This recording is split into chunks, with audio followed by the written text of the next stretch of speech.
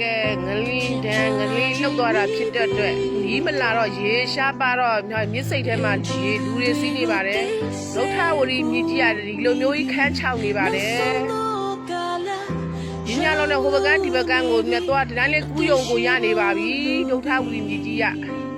ဆယ်ကျိုးမှာမပူပါနဲ့အထဲမှာရေကိုမရှိတော့ပါဘူးတကောကရွာတယ်တကောသားတွေဆယ်ကျိုးမှာပူနေပါနဲ့ဆယ်ထဲမှာရေ